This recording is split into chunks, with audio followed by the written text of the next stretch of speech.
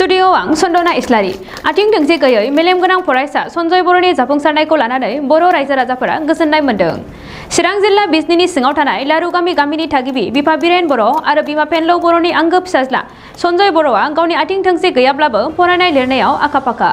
बिथाङा गुदि सोलोंथाइखौ लारुगामि गुदि फरायसालियावनो बर' बिजोंजों लाजेनदोंमोन आरो बिजनी सोलोंसालिमानिफ्राय फिल'सफी आयदायाव मेजर लानानै BA खौ सेथि थाखोआव उथ्रिनो हायो। बेनिफ्राय MA आनजादखौबो गुवाहाटी इउनिभारसिटिनिफ्राय फिल'सफी आयदायाव सेथि थाखोआव उथ्रिसारनो हायो। थारैनो बर' हारिनि गोजोनथावसिन बाथ्राया बेसोदि दा बिथाङा बर' मिडियाम एबा बर' बिजोंजों फरायनानै APSC प्रिलिमिनारि आनजादाव उथ्रिसार जानानै दङ आरो गुबै आनजादनि थाखाय साखाफारा जागासिनो। फारसेथिं सन्जय बर'हा नखराव धोनि नङैलाय आनजादनि थाखाय साखाफारा जानो माखासे खमै जानानै दंमोन। बेखौ नोजोर बोनानैनो प्रमद बर' दैदेननाय UPPLनि जानानै UPPLनि अर्गेनाइजिं सेक्रेटारि पनिन बर'नि नुजाथिनाय आरो बिजनी दख'ना एबसुनि नुजाथिनायाव बिथांनो लेपटप गंसे गथायनानै होयो।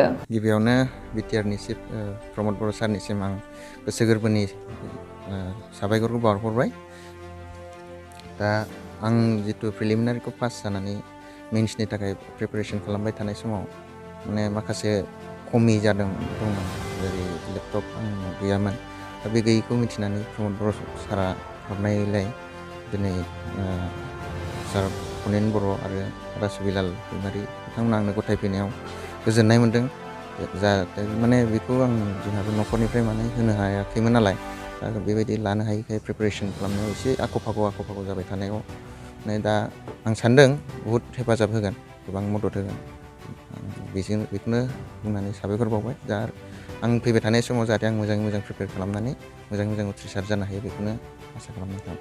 आसामनि सिङाव थानाय सोनाब लारुगाव गामिनि सन्जय बर' बे फंबाया बर' मिडियामजों फरायनानै मेट्रिकखौ सेकेन्ड डिभिजन, हायार सेकेन्डारिखौ सेकेन्ड डिभिजन, डिग्रियाव फार्स्ट क्लास आरो MA आव फार्स्ट क्लास।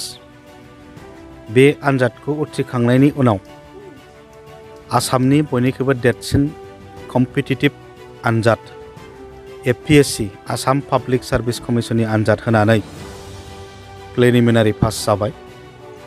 दा मेइन आनजादनि थाखाय साखाफारा जागासिनो दङ। सासे हेन्डिकेप बा आथिं थोंसे गैयि फरायसाया गावनि गोसोनि बोलो आरो नाजानाय आरो गावनि थांखिखौ होसोनायजों दिनै APSC पास जानानै सासे आसामनि अफिसार जानो थांगासिनो दङ आरो गमामायैनो इयुनाव सन्जय बर'आ सासे अफिसार जानो हामारथों, जोंनि बिजनी हालाम आरो सारा बिटिआर ओनसोलनि नाम लाबोनो हाथों। सासे हेन्डिकेप बा आथिं गैयियाबो जे गावनि नाजानायजों अफिसार जानो हायो बेखौ फोरमान होनो हाथों।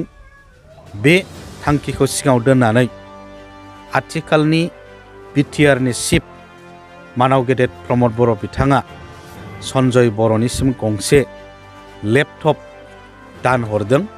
दा बे लेपटपखौनो जों फंबाय सन्जय बर'नो गथायनो थाखाय जों दिनै बाहागो लाफैदों। दा दंफैयो सोनाब लारु गामिनि सन्जय बर'नि न'खराव। सन्जय बर'आ लारु गामिनि LP स्कुलाव फरायनानै आरो उलुबारि हाइ स्कुलाव ME हाइ स्कुल पास जानायनि उनाव उलुबारि हाइ स्कुलनिफ्रायनो मेट्रिक पास जानानै बर' मिडियामजों फरायबोनानै दिनैहाय APSC प्रिलिमिनारियाव पास जादों, मेइन होनो थांगासिनो दङ। आरो जोङो बिथांनि देहानि हालोदखौ नुबाय नोंथांमोना।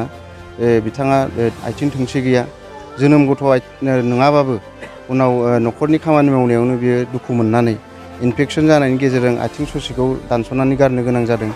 बिथाङा आथिं थोंसे गैयाबाबो गोसोनि साहस आरो बोलो लानानै बिथाङा मोजाङै सोलोंथाइ लाबोबाय। रानिंयैनो खनसेबो फेल जाफेराखै।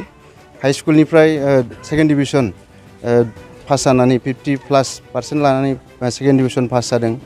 HS आवबो सेकेन्ड डिभिजन आरो बिजनी कलेजाव फिल'सफी डिपार्टमेन्टआव मेजर लानानै बिजनी कलेजनिफ्राय BA फार्स्ट क्लास।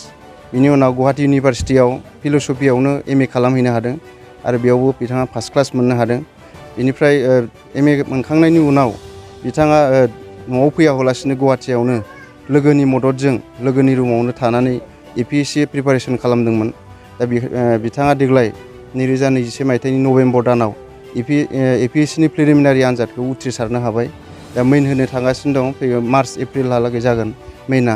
दा बेवहाय मेइननि थाखाय प्रिपारेसन खालामनो फंबायनियाव जेबो सुबिदा गैया। न'खरनि थासारिखौ नायबाय, लेपटप बायना होनो हानायनि थासारि गैया, जोबोद गोरिब। दा बेनिखायनो बिथाङा जोंजों जगाजग खालामदोंमोन आनसलिक एबसुजों, जे प्रिलिमिनारि रिजाल्टनि उनाव जगाजग खालामदों, आंनो लेपटप गंसे जगार खालामना होनो हायोबा मोजांमोन।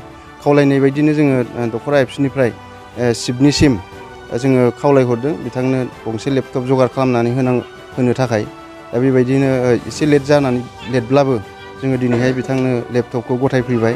आरो बिथाङा कचिंबो लायाखै, सेल्फ प्रिपारेसनजों हारसिं नाजानायनि गेजेरजोंनो प्रिलिमिनारिखौ पास जाबाय। आरो हारसिं नाजानायनि गेजेरजोंनो कचिं गैयालासिनो बिथाङा मेइनखौबो होनो थांगासिनो दङ। दा बिथाङा उथ्रिसारनो हागोन। आरो जोङो आनान गसाइनि खाथियाव आर'ज गाबबाय जे सन्जय बर' फंबायनि जे नाजानाय, गोसोनि थांखि, बेयो अरायबो जाफुंसार जागोन। आरो ओनसोलाव जोंनि बर' समाजनि गेजेराव बिथाङा सासे बिदिन्थि जानानै थागोन। दासिम बर'नि गेजेराव गैफेरा जे सासे आथिं थोंसे गैयै मानसियाबो जि गावनि गोसोनि साहसजों जाफुंसार जानो थांगासिनो दङ। आसामनि जौसिन अफिसार जानायनि जे आनजाद, बेखौ पास खालामनो थांगासिनो दं, होनो थांगासिनो दङ। दा बिनि थाखाय फंबायनिसिम साबायखर बावबाय। आरो बिथांनि इयुन जि थांखि, बेयो मोजाङै जाफुंसारथों, बेखौनो खावलायबाय। आरो बिथांनि जाफुंसारनायनि गेजेरजोंनो न'खराव समायना न'खर जागोन, मोजां थासारि फैगोन न'खराव, बेखौ जोङो खावलायबाय।